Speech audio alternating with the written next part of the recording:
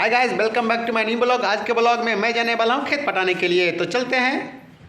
Guys, पानी देना गेहूं में बहुत जरूरी हो गया है, तो मैं आज खेत में पानी देने जा रहा हूं। लेकिन उससे पहले मैं खाद को तौल लूंगा, ताकि खाद भी देना जरूरी हो गया है। अभी मैं खाद को तौलने वाला हूं। यूरिया खाद गेहूं में मैं दूंगा, जिससे कि भरपूर मात्रा में गेहूं की पैदावार हो। खाद तौलने के बाद मैं पाइप की गठरी को भी बांध लिया। इन दोनों को ले जाने के लिए मैं साइकिल की सहारा लूंगा। एक छोटे से साइकिल पे मैं दोनों को भी लाद लिया हूँ। अब मैं घर से निकल गया हूँ और यहाँ से सफर होता है शुरू। खेतों में हरी भरी हरियाली ही हरियाली। तो मैं अपना परिचय भी दे देता हूं, क्योंकि आप लोग सोच रहे हो कि अपना परिचय तो कभी बताया नहीं। तो मैं बताता हूं, मेरा नाम है प्रेमजीत कुमार, जो कि मैं बिहार के बेगूसराय जिले से बिलोंग करता हूं। मेरे चैनल सब ढोल है को लाइक करें, सब्सक्राइब करें, सपोर्ट करें। तो मैं अपने चौर की पूरी हालत बताता हूँ। आप देख रहे होंगे, यह है मगवा गोभी, जो कि अब कटने वाला है। और रैचा भी पूरी तरह से फूट चुका है, अब बस पकने का इंतजार है। और यहाँ से पक्की रास्ते खत्म हो गए, यहाँ से अब कच्ची रास्ते शुरू हो गया। तो मुझे अब यहाँ से माथे पर ही सभी सामानों को लेके जाना होगा।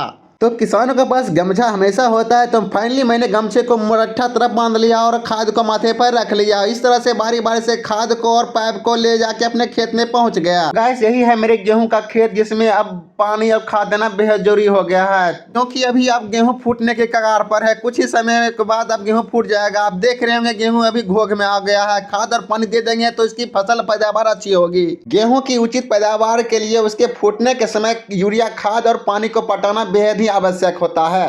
तो मैं सबसे पहले अब खाद छींटने वाला हूं। तो उसके लिए मैंने बोरे को एक ढेले में बांध के झोला टाइप बना लिया है। अब मैं इसमें खाद छींटूंगा। उसके बाद मैंने यूरिया खाद को झोले में भर लिया और कंधे में टांग लिया और खाद छींटना शुरू कर दिया। और इस तरह से मैंने घूम घूम कर पूरे खेत में अच्छे से यूरिया खाद को छींट दिया। अब मैं पाइप को बिछाने के लिए जा रहा हूँ।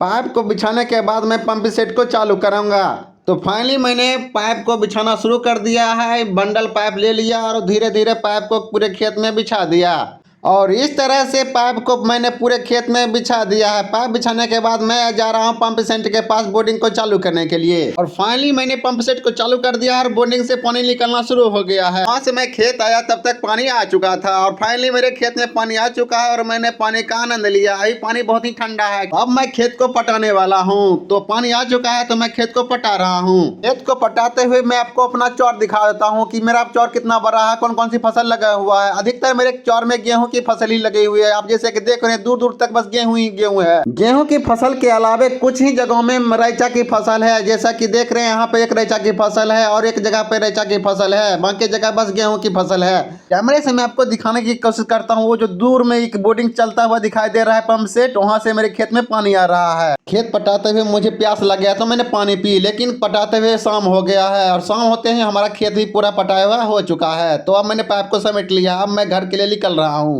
तो फाइनली मैं अपने घर पहुंच चुका हूं और मैंने साइकिल को लगा दिया है। अब मैं पैर हाथ धोने के लिए जा रहा हूं। तो गाइस, मैंने हाथ पैर धो के कपड़े पहन लिए हैं। अभी तक के लिए इतना ही। मिलते हैं फिर अगले ब्लॉग में। तब तक के लिए राधे राधे।